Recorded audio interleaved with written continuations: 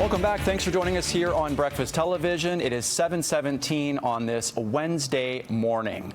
The battle with COVID-19, it continues to be a struggle across the country. You're looking at Xiaoli Li from Ottawa this morning. Good morning to you. Thanks for joining us. Glad to be here, Greg. So I understand, a huge challenge right now is just the number of tests that are trying to be conducted here, and also contact tracing is a big issue across the country. What's happening?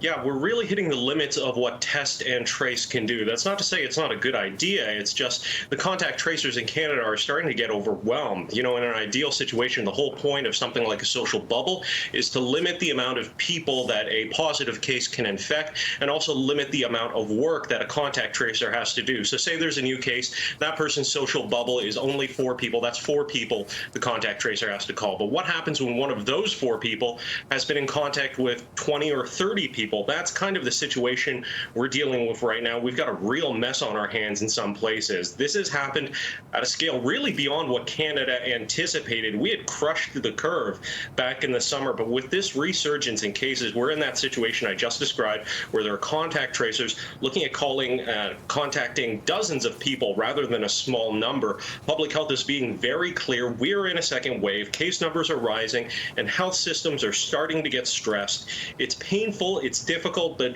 people need to stick to public health guidelines, limit their social circles, wear masks, and really we can still turn the curve downward, but the time frame for that is closing. Well, why do you think this spike is happening? I'm seeing a lot of people wearing masks, seem to be following all the protocols, yet the cases keep going up throughout the country.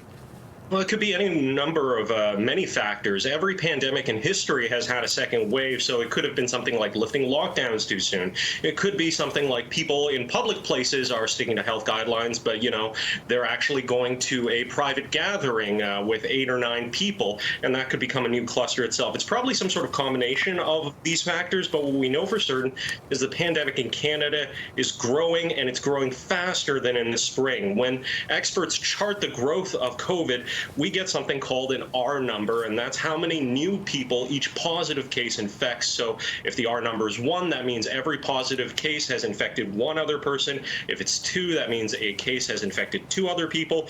Canadians, we were really good at keeping that number below 1 earlier, but now that number at the end of September, it was closer to 1.4, which is actually higher than in some places, even in the United States. Last week, Dr. Tam and the PM emphasized we're really at a tipping point. We can still bring the curve downwards, but the window for that is closing.